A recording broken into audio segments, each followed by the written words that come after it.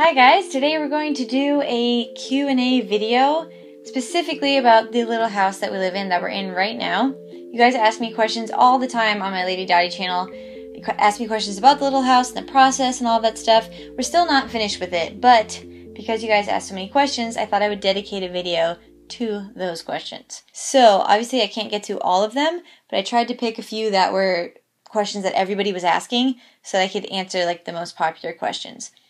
So I'm so sorry if I don't get to yours. But, Kevin, what's the first question? The first question is from Katie. At Lady Dottie, what was your guys' favorite part of building / decorating the tiny house? Smiley face. Do you have a favorite part? Absolutely, because it changed a box to having these beautiful views of the mountains. And my favorite decorating was painting the outside, because I got to do a lot of research on other houses in different countries and cultures, and I like the white and black. My favorite part of building the little house was probably putting in the very first window, which is the window that's to my left right now, and that is because it's the first construction that we did on the place, and I had not put in a window in anything before, and we looked it up on YouTube, and we did some research. We tried it. It took us all day because we had no idea what we were doing. The other windows were much faster. But the first window, we just made a lot of mistakes. But by the end of the day, when we actually finished it and it was in, I was like, I think we might actually be able to do this. Like, if we can put a window in, we can do the rest, I think. Okay, here we go. Katie Smith. What about the bathroom? This is the most common question. Yeah, this is one of the most common questions. So let's just go ahead and answer Bathroom smashroom. Okay. So, oh gosh, there's so many factors that go into this, but we both pee outdoors if we need to in the middle of the night. We do. We pee in the yard. Nobody knows that she does, but she does. I do. I'm not ashamed or anything to admit it. We water the tree. That's what we do at night. We pee in the yard. So we're on a 2-acre piece of property. We share that property with Kevin's family, with his parents, his sister, and his nephew. And currently, we use their bathroom when we have to use the restroom. In the middle of the night, we do pee in the lawn. That's the truth.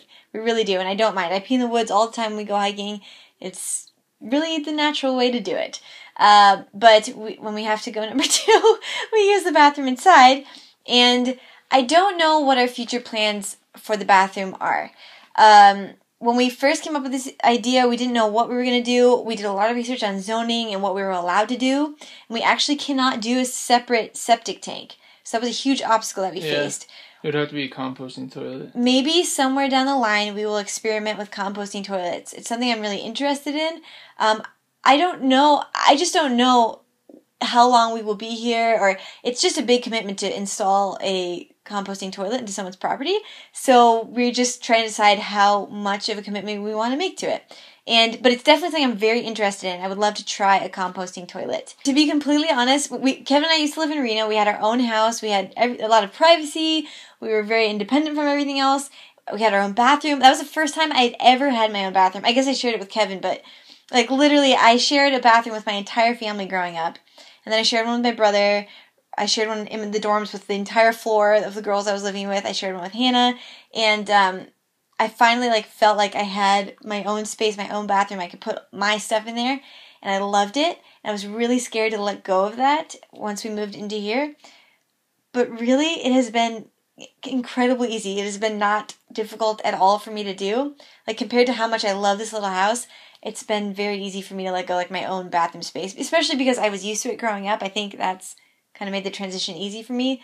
But it's just it's like icing on cake. It's just extra stuff to have your own bathroom. I don't need all of those extra things. Very simple things make me happy, and I don't need my own bathroom. Amber, what are your plans for clothing storage? I'm sure you've been thinking about this one more than I do. So we want to put a little set of either baskets or something up in the loft where we can put underwear and socks and things like that.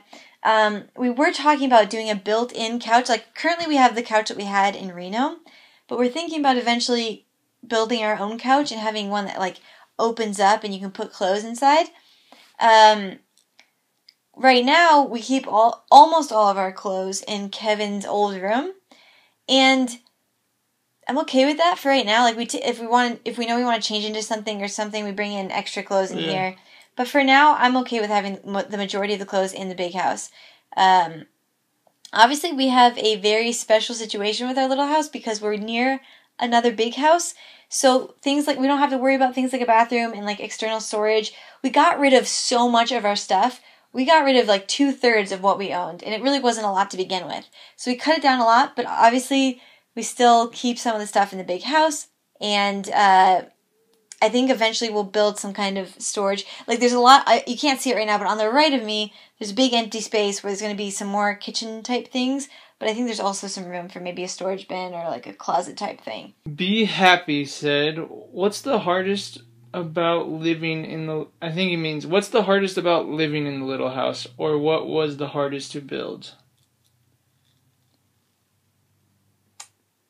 Really, for me, nothing at all is hard about living in here, because we do have things like an extra bathroom and extra storage. The hardest part about the building was failing and then staying positive and like trying it again. It really was. Like you would mess up and you'd be like, I am done. I never want to lay brick again. And then you get your bearings again and you research more and then you do it again and it works out. So I think that's the hardest part. I agree. Because we didn't go to school for this or anything. We didn't have formal training in how to build anything. Every time we failed, I would sometimes think like this, we might not be able to do this. Like this might be one of those times where we just fail. But somehow it worked out.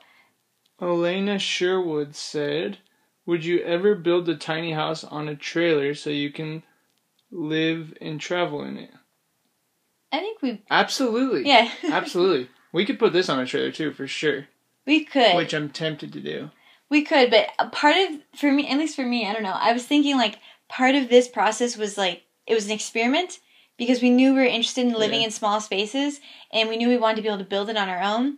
So this was kind of like a trial run, I feel like. Yeah, it was just a little bit more expensive to do it on a trailer. Otherwise, we might have done that. Yeah. But I think that you are a genius if you do it on a trailer because then you can go anywhere in the world and have your house, you know? And I think in the future we will do something like that. Tierra Lee says, when are you getting the wood-burning stove? Another really common question. Very common. Do not know. I mean, I'm going to go ahead and explain the winter season's over, so it doesn't really matter now. I'm going to explain it. We're working with a company. We were working with a company to get a very specific small stove that they don't make in the U.S. And they were going to send us one.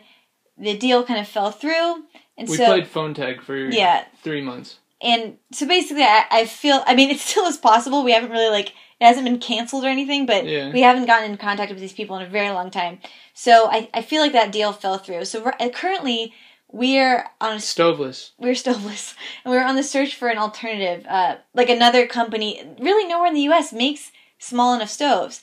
Maybe we'll have to build our own. We might. We have friends that know how to do things like that, and we're considering doing that.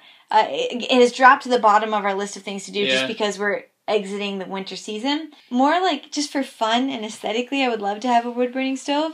We're just on the hunt for the right one, like a small, efficient one.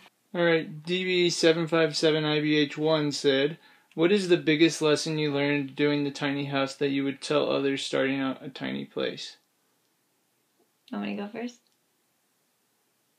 The greatest lesson I learned. Yeah, you go first. Okay, this is like a weird one, but I feel like on YouTube and then just in regular life when I explain to somebody that we've built a little house that we live in, I think a lot of people's reaction, the more negative reaction that I get is, well, you're not really living in a little house. Like, you still have a bathroom, like, you still have extra storage, or they say, oh, you're not really living on your own. You live on Kevin's parents' property. And I want to address that because I want anybody who's thinking about changing their lifestyle to not be afraid of criticisms like that. Because Kevin and I did not do this to, like, fit into a trend. We didn't do this to prove anything. We're not trying to say, like, we can live in a little house. Really, we did this because it made the most sense this time in our life. It was the most convenient thing for us to do, the most fun thing for us to do, and so we did it, and we took a chance. And again, like, we're not trying to, like, be anything that we're not. We really, literally had no idea when our lease ended in Reno. We had no idea where we wanted to live. Like, we constantly talk about where do we want to move, where do we want to live, and we didn't know. And we had been wasting so much money on rent because we were never in our apartment, ever. We were always traveling. And so Kevin had the idea to make a little house on this property for a very long time. And eventually we just kind of like started taking it more seriously. Or I started taking it more seriously. And we did it. And it, like, if you guys ever want to like downsize and get rid of your stuff and like live in a smaller space, don't ever be embarrassed to share a property with your parents or family members. Like, this has been happening since forever. Since humans have existed, we've lived in communities. It's not something to be ashamed of at all. Kevin and I paid for the entire thing ourselves, which wouldn't even matter if we didn't, honestly, in my opinion. But we did because that was important to us. But either way, even if somebody helps you out, even if someone helps you out with land or with money or whatever it is, the reason I think little houses are good is because it lets you let go of a lot of like non-important social norms. Yeah, like non-important things, like either materialistic things or just like in order for me to be, it helps you let go of like the stereotype or like the stigma of like, in order to be an adult, you have to pay tons of money and live in an expensive house on your own, with like a master bedroom and like all of this stuff. But that's not important to Kevin and I don't feel any less accomplished than I did when I was wasting money living in an apartment. Like, I've lived in tons of apartments since I left my parents' house. I have lived in so many places, and I feel so much more fulfilled now than I did at those times. Like, even when I was paying for rent somewhere, and I had a crappy landlord, and I don't know, like, I have full control over where we live now. And I feel so comfortable. I have the most beautiful view, the most expensive view, like in my mind. It's like a priceless view of the mountains. And I get to wake up to that every morning. And I'm not ashamed of anything. And so my biggest, what was even the question? The biggest lesson you learned. The biggest lesson I learned is to let go of those anchors. Yeah, and just to let go of those ideas, those old-fashioned ideas of what success is and what happiness is and what that should be. Because people will always criticize you for things like this. But you should just do what makes you happy. And being in a little home doesn't have any parameters. You don't have to have, it doesn't have to be this little. It doesn't have to be like, we have a very little home. It's 120 square feet on the bottom, 60 square feet on the top. But little home can be 400 square feet. It can be anything in between that. So you have to do what's right for you. And that's what I learned. It doesn't matter what people think or how they perceive what you're doing. Because I'm happier now than I've ever been living in any other place I was paying rent for. I've had a little bit of time to mull it over right now, my answer. I would say that the biggest lesson that I learned was that you can do anything with your hands. If you research it, I feel we had a lot of people say like, oh, I think you should probably hire someone to do that. And I think if you research it, that you can do it. If you plan each step out and you really think about what you're doing, you're going to be able to do anything. Even electricity. We didn't do the electricity, but that's just because I'm more of afraid to do that. But I think I could have helped done with that. the electrician the entire time. Yeah. It was a friend of ours. So just that your hands are good tools. Okay, Jenna Nena says, how long are you planning on living in it? What is the next project you're planning on doing for it? So... Next project is probably the sink. Yeah. For brushing your teeth, the teeth station.